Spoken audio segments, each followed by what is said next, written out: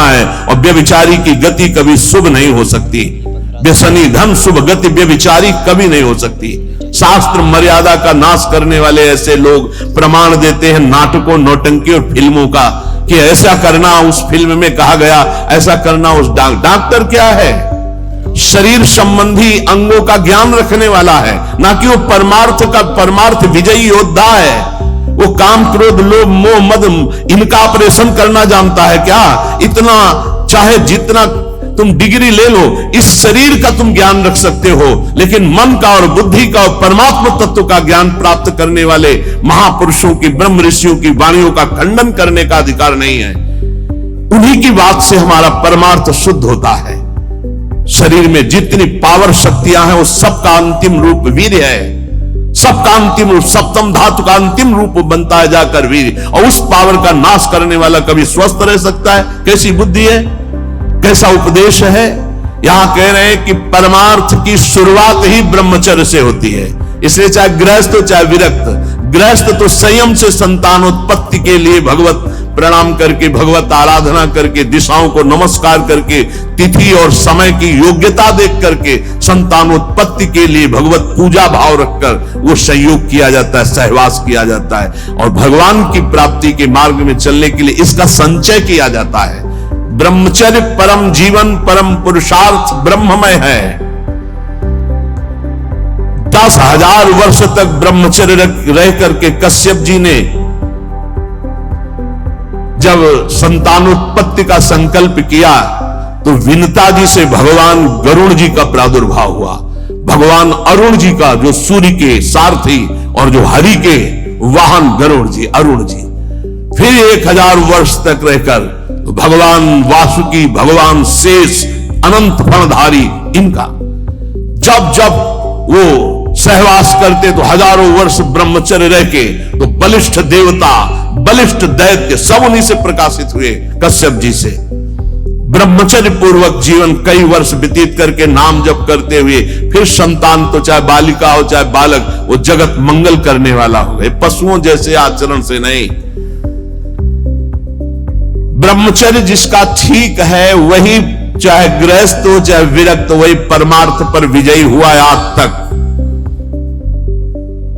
सद्भाषण, सद्विचार, सद्भावना, न्याय निष्ठा, आडंबर पाखंड का त्याग, वही जाकर के धर्मात्मा महात्मा बनता है। इसलिए भक्त को चाहिए कि ब्रह्मचर्य पर विशेष ध्यान दे, और रात्रि के सोने के समय ज्यादा सावधान रहे। उस समय वेदना काम की जरूर जागृत होती है, उस समय जरूर ध्यानस्थ रहे, कीर्तन परायण रहे, नाम जप करते हुए शयन करे, और शेष भाग रात्रि का भजन में व्यतीत करे। मध्य भाग शयन के लिए, शेष भाग प्रारंभ भजन और उठने के समय भजन।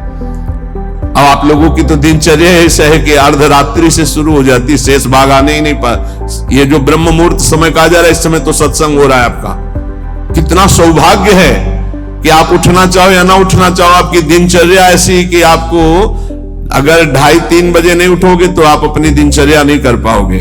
कितना सौभाग्य कि श्री जी ने ऐसे हमको विवश करके साधन में लगा दिया है। विवश ना चाहे तो भी उपस्थित होना पड़ेगा। जो जबान का खूब लोभी है, भोजन का स्वाद लेने वाला, वो तमोगुणी स्वभाव का हो जाता है। वो कभी जनेंद्रिय पर विजय प्राप्त नहीं कर सकता, कभी ब्रह्मचारी नहीं हो सकता। लेकिन ये बात जितेंद्रीय महापुरुषों में परीक्षा नहीं की जा सकती। संध्या के समय भोजन करने से भजन में अरुचि पैदा हो जाती, इसलिए संध्या के समय कभी भोजन न करे। भोजन के समय नाम जप जरूर करें, क्योंकि एक एक कवल में जितना बार नाम जप करोगे शरीर में रस जाएगा, वो रस आपको भजन में बढ़ाएगा। टीवी चला के भोजन न पावे, क्योंकि टीवी का दृश्य देख के चिंतन करते हुए भोजन पाओगे तो टीवी में चल रहा है वही तुम्हारे चिंतन में चलेगा, तुम्हें परमार्थ से रहित कर देगा। अगर बहुते कुछ देखने सुनने की आदत है तो उस समय संतों के पावन चरित्रों की चर्चा सुनो, कोई कथा चलाओ, कथा सुनते हुए भोजन पाओ। अगर एकाग्रता पूर्वक भजन करने की रुचि नहीं जागृत हुई तो सत्संग सुनो, संतों के चरित्र सुनो, बड़ा प्रभाव पड़ता है। संतों की छवियां सामने रखनी चाहिए जहां भोजन पाने का हो, कुछ सदुपदेश सामने रखने चाहिए। अपने यहां तो बड़ा मंगलमय राधा राधा ऐसा नाम चलता रहता है। एक दिन सबके बीच में पाया, बड़ा सुख मिला कि नाम चलता रहता है, आप लोगों के कान में नाम गूंज रहा है। भोजन के पहले हाथ और पैर अच्छे से धो लेना चाहिए। लांग बूट पहन करके भोजन पाते हैं तो पैर क्या धोएंगे? होटल में गए ऐसे जूता पहने ऐसे, अरे पवित्रता जितना रखोगे उतनी बुद्धि शुद्ध होगी। अब तुम खड़े हो बॉर्डर पे, वो बात अलग है सैनिक रूप में, लेकिन सब सैनिक थोड़ी है। भोजन पहले कैसे पाते थे हम आपको कैसे बताएं? आप हंसोगे गांव की बात सुन करके। जब भोजन पाने जाते थे तो ऊपर के वस्त्र उतार दिए जाते थे। जो पुराने जन गांव के वो भले जानते हो, आज के आधुनिक क्या जानेंगे। नीचे धोती कांच, पैर हाथ धो के कुल्ला करके, पाटा लकड़ी का उसको धो करके, नीचे ऐसे चौका लगा हुआ है, फिर आते थे। स्टील के पात्र प्रयोग नहीं हो सकते रसोई में या कहीं भी नहीं, कांसे के फूल के ऐसे पात्र होते। जब प्रसाद ऐसे भोग सामने आता तो फिर थोड़ा सा अंगार रख करके 5 कवल वहां स्वाहा स्वाहा, और फिर उसको तब जाकर, ये किसान की बात कह रहे हैं, घर गृहस्थी की बात करें, कोई साधु महात्मा की बात नहीं करे, घर गृहस्थी की। उस समय कोई बोल नहीं सकता, कोई छू नहीं सकता। ऐसे पवित्र, तब विचार पवित्र होते, तब उनके चिंतन में सत्य धर्म ऐसे आ जाए। पशुता का कौन बना रहा है, कैसा बना रहा है, कोई मतलब नहीं, खाए जा रहे हैं, बस चर्बी बढ़ी जा रही है, पेट जो है झुकने लायक नहीं रह गया है। 4 सीढ़ी चढ़े तो नए नए बच्चे होश में। ये ज्यादा मोटापा जो चर्बी का है, ये बाहरी होटलों वाले भोजन में सब नहीं। हर साधक को 2-4 किलोमीटर दौड़ लगानी चाहिए, 40 मिनट व्यायाम करना चाहिए। व्यायाम जरूरी, शरीर को थकाना ब्रह्मचर्य के लिए आवश्यक है। अब ना मानो तो भगवान जाने, आप क्या करें, कह ही सकते हैं। रसास्वादन के लोभ से जो भोजन किया जाता है वो ब्रह्मचर्य में बड़ा हानिकारक होता है। इंद्रियां वश में नहीं होती, तमोगुण बढ़ जाता है। संध्या के समय भोजन नहीं करना चाहिए, भोजन के समय भाषण नहीं करना चाहिए। हाथ पैर धो करके पवित्र भाव से उत्तर या पूर्व की तरफ मुख करके नाम जप करते हुए भोजन प्रसाद पाना चाहिए। उत्तर या पूर्व की तरफ मुख करके जो भोजन पाते समय आप चिंतन करोगे उसका 24 घंटे प्रभाव रहेगा, इसलिए नाम जप जरूर करें। कुचिंता, कुप्रवृत्ति, कुसंग ये भोजन से बढ़ जाते हैं। भोजन के समय किसी द्वेषी पुरुष का चिंतन करके जलते हुए पा रहे हो, पूरा 24 घंटे विक्षेप पैदा करेगा। इसीलिए कहा भक्तों के चरित्र जरूर, या कोई सत्संग या भगवान नाम कीर्तन या ऐसे कोई भगवत भक्तों की अंदर से चिंतन वृत्ति रखते हुए भोजन के समय बहुत सावधान। भोजन 24 घंटे के लिए रक्त बनाने वाला पदार्थ जा रहा है, उस समय बहुत बढ़िया चिंतन करते हुए पाना चाहिए।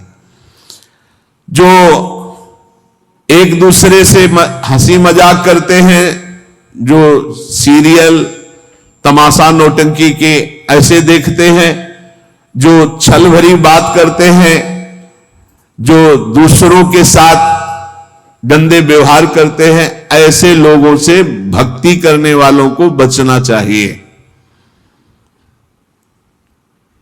दूसरों की चर्चा करना भक्ति मार्ग में बहुत ही हानिकारक है, पर चर्चा किसी की नहीं होनी चाहिए, नहीं तो निंदा जरूर हो जाती है।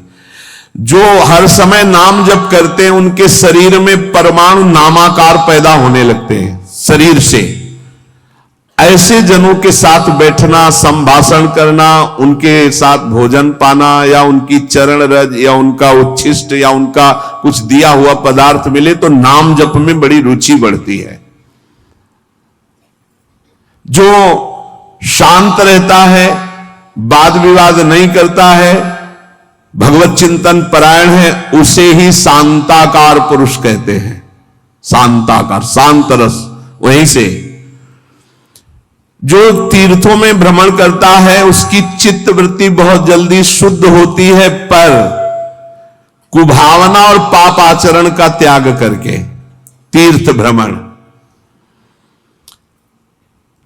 ये बात तुम्हारे मन में कभी नहीं आनी चाहिए कि मैं दुर्बल हूं, मैं गृहस्थ हूं, ये नहीं आनी चाहिए। जब कोई कहता मैं गृहस्थ हूं तो उसी समय कहते ये बोलो मैं भगवान का हूं पर गृहस्थी धर्म से युक्त हूं, ये बोलो। आधी बात क्यों बोलते हो? तुम गृहस्थ हो, आधी बात है। पूरी बात है तुम श्री भगवान के हो पर तुम्हारा गृहस्थ धर्म है। जैसे हम प्रियाजू के हैं पर हमारा विरक्त धर्म है। आप प्रियाजू के हो, आपका गृहस्थ धर्म है। दोनों अपने अपने धर्म का पालन करके प्रियाजू को प्राप्त होंगे। मैं बहुत नीच हूं, दुर्बल हूं, अपवित्र हूं, ये सब बातें केवल बोलने की बात है। अंदर से बात रहती मैं प्रियाजू को हूं, जैसा भी हूं प्रियाजू का हूं। ज्यादा इनका प्रभाव ना पड़ने पावे अंदर, नहीं तो फिर निरुत्साहित हो जाओगे। नहीं, जैसा भी हूं प्रियाजू का हो। ये मन की दुर्बलता भजन से हटती है। धैर्य एवं उत्साह बढ़ने लगता है जिसका नाम जब चलता है। भक्त वही जो केवल गुरुदेव वाक्य और भगवत वाक्य पर विश्वास रखता है, अन्य नहीं। गुरुदेव के वचन और भगवान के वचन, बस। ये काम क्रोध की तरंगे मन में उठती हैं, चिंता मत करो, नाम जप करो, गुरुदेव के वाक्य पर विश्वास रखो, शांत हो जाएंगी।